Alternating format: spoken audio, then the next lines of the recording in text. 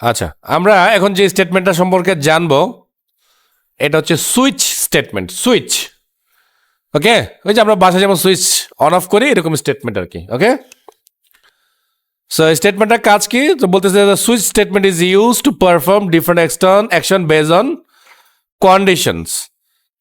তার মানে এটাও ডিফারেন্ট ডিফারেন্ট কন্ডিশনের উপর ডিপেন্ড করে কিছু স্পেসিফিক টাস্ক পারফর্ম করবে। ওকে, তো সুইচটা দেখতে না অনেকটা এরকম, একটু বিদঘুটে।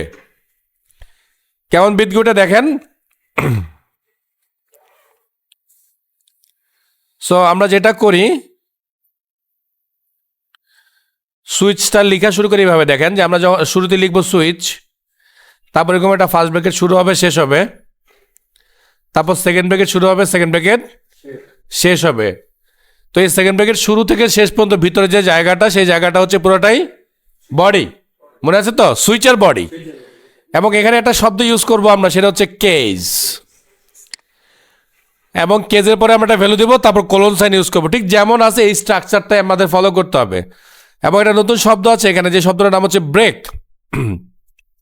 ব্রেকের একটা মারাত্মক কাজ আছে এই শব্দটার। দেন আবার কেস, তারপর আবারও এরকম মানে ব্লকের পরে আবারও ব্রেক, সবার শেষে হচ্ছে ডিফল্ট। তো এই কেসগুলো এটা অনেকটা কাজ করতেছে।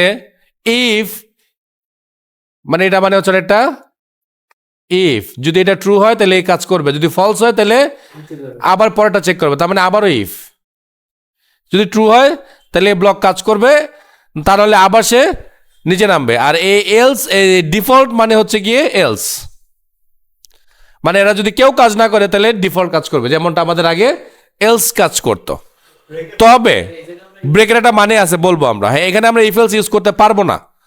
ইফ এলসের কাজ এটা দিয়ে আমরা করতে পারবো, মানে সরি, এইটা সকল কাজ আমরা ইফ এলসে করতে পারবো। মানে সুইচ দিয়ে আমরা যেটা করব, এটা সব কাজই আমরা ইফ এলস দিয়ে করতে পারবো, কিন্তু ইফ এলসের সব কাজ আমরা সুইচ দিয়ে করতে পারবো না।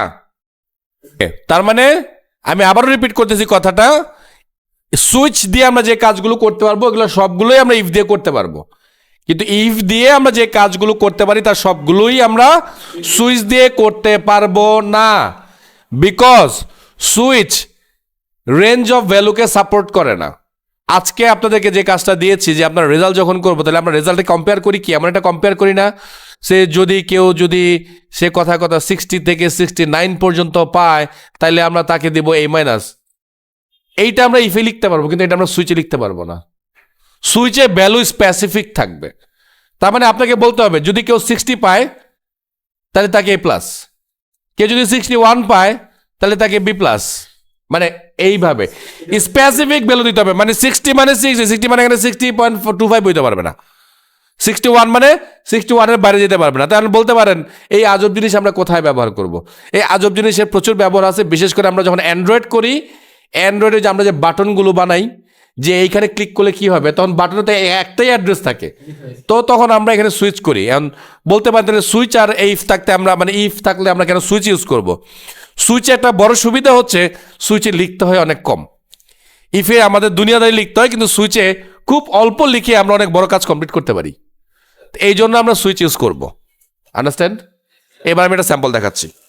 আচ্ছা, তাহলে শুরু করলাম সুইচের কাজ করা। সো সুইচের জন্য আমরা যেটা করব, প্রম্পট নিয়ে নিই সবার আগে। সো প্রম্পট, আমরা ইনপুট ইনপুট নিলাম, সরি না, day number input equal prompt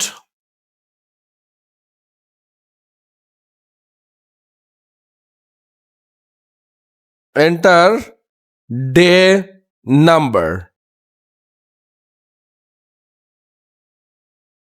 sorry, আমরা এবার একটু সাজিয়ে নিলাম কোডটা। আমরা এবার সুইচ লিখতেছি। তো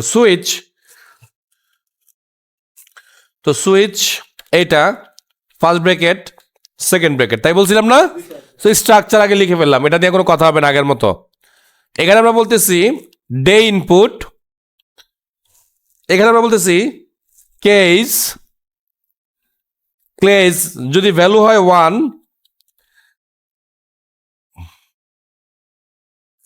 তাহলে আমরা দিচ্ছি ডকুমেন্ট ডট রাইট স্যাটারডে।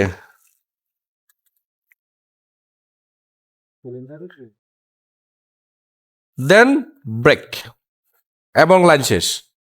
আবার কেস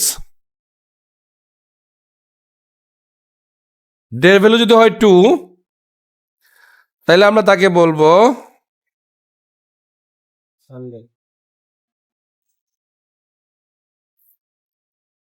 সানডে। দেন আবারও সে ব্রেক। এবার একটু চুরি করে নিই।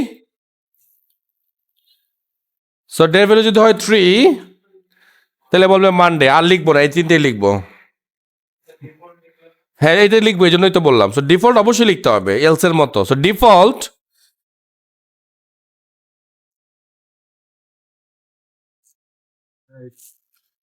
document dot write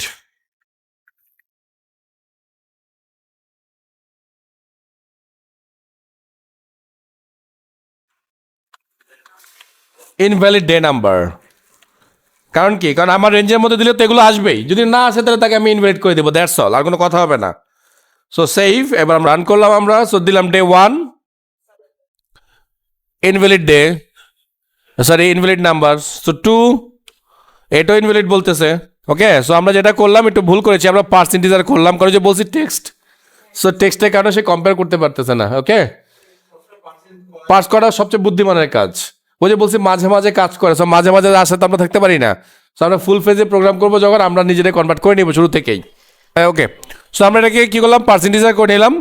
এবার আমরা রান করতেছি, আমরা যে ভ্যালুগুলো দিচ্ছি সে 4। সো 4 নামে কোনো ভ্যালু আমাদের নাই, যদি ইনভ্যালিড বানান ভুল করছি।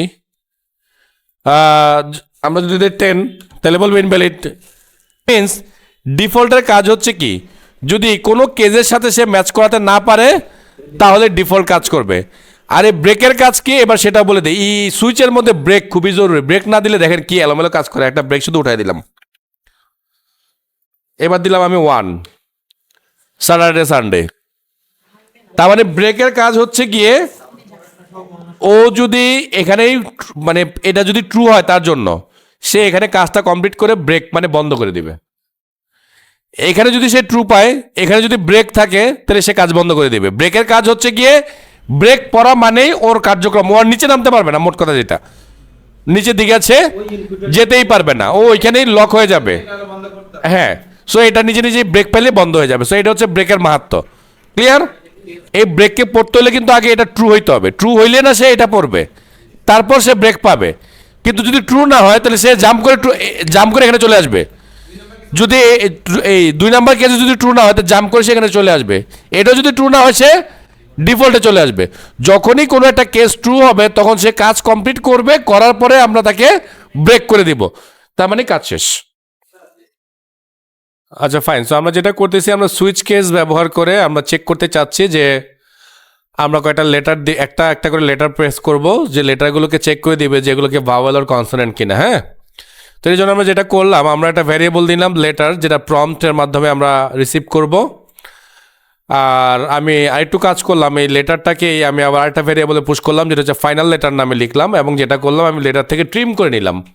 সো ট্রিম করার কারণটাই হচ্ছে যদি ইউজার ভুলবশত বা আমরা যদি ভুলবশত শুরুতে বা শেষে বাড়তি কোনো স্পেস দিয়ে দিই, সেটা যেন আমরা এখান থেকে কেটে ফেলতে পারি। সো কেটে ফেলার পরে আমাদের কাছে আলটিমেটলি একটাই মাত্র লেটার থাকবে। সো সেই একটা লেটারকে আমরা এখানে নিলাম, নেয়ার পরে আমরা যেটা করলাম, আমরা সুইচ লিখলাম। কিন্তু সুইচের যে আমরা কন্ডিশন লিখেছি সেখানে আমরা যেটা করলাম, আমরা বললাম যে final letter dot to lower case. It means user যদি ক্যাপিটাল এও লিখে বা ক্যাপিটাল বিও লিখে, সেটাকে আমরা লোয়ার কেসে কনভার্ট করে ফেলবো। আর আমি কিন্তু প্রতিটা কেস লিখেছি কিন্তু লোয়ার কেস দিয়ে, যেহেতু আমার এখান থেকে সব লোয়ার কেস হয়েই যাচ্ছে। সো আমি এখানে যদি লোয়ার কেসের সাথে কম্পেয়ার করি তাহলে কিন্তু আমার কোনো সমস্যা নাই। আর একটা জিনিস খেয়াল করবেন, এখানে ভুলে যেন বাড়তি কোনো স্পেস না পড়ে শুরুতে এবং শেষে, তাহলে কিন্তু আপনার কম্পারিজনটা প্রপারলি কিন্তু হবে না, তাহলে আপনার কাঙ্ক্ষিত রেজাল্ট আপনি পাবেন না। আর দেখেন আমি যেটা করছি, আমি 5টা কেস ইউজ করছি, মানে এ ই আই ও ইউ এর জন্য। আর কনসোনেন্টের জন্য আমি ডিফল্ট পার্ট রাখছি, কারণ এদের মধ্যে কেউ না হলে বাকি সবই তো কনসোনেন্ট, যেহেতু ওদের সংখ্যা 21টা। সো ওদেরকে আমার চেক করার দরকার নেই, যাদের সংখ্যা কম আমি তাদেরকে নিয়ে চেকটা করছি। ওকে, যেটা বলে এটা একটু লোয়ার কেস হবে, একটু লোকাল না, আমি ভুলে লিখে ফেলছি এটা। হ্যাঁ,